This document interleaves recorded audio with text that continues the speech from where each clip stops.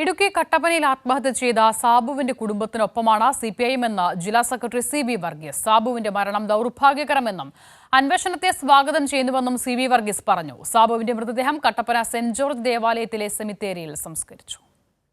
മുമ്പ് UDF ഭരിച്ചിരുന്ന സഹകരണ സ്ഥാപനമാണ് കട്ടപ്പന റൂറൽ കോഓപ്പറേറ്റീവ് സൊസൈറ്റി.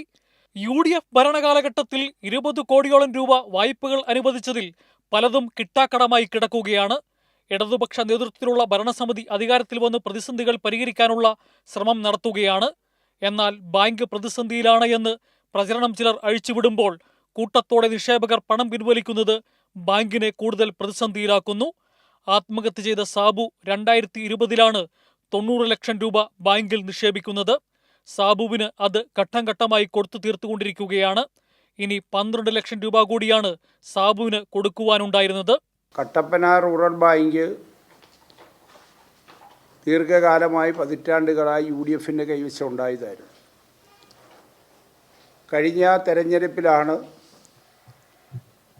UDFിൻ്റെ കയ്യിൽ നിന്ന് LDFിൻ്റെ കയ്യിലേക്ക് ആ ബാങ്കിൻ്റെ ഭരണ സംവിധാനം വന്നത്.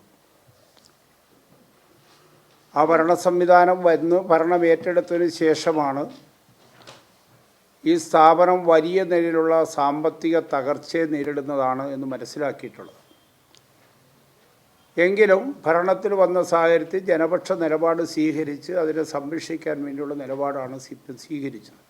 സാബുവിനെ ഏതാണ്ട് 90 ലക്ഷം രൂപയോളം വിവിധ ഘട്ടങ്ങളിലാണ് അവിടെ നിക്ഷേപിച്ചത്.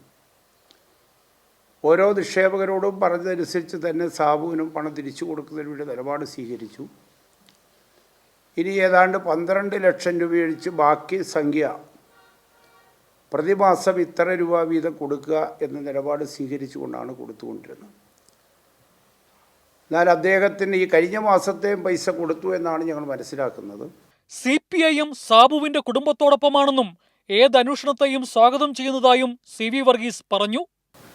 ഏത് സാഹചര്യത്തിലാണെങ്കിലും ഒരാളുടെ ജീവൻ നഷ്ടപ്പെടാൻ ഇടയാവുന്ന ആരുത്തരവാദികളാണോ അവർക്കെതിരായി നിലപാട് സ്വീകരിക്കുക എന്നതാണ് CPMൻ്റെ നിലപാട്.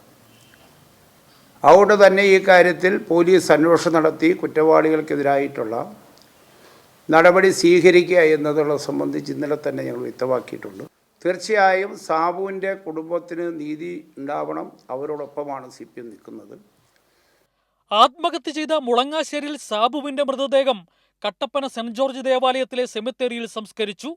കൈരളി ന്യൂസ്, ഇടുക്കി.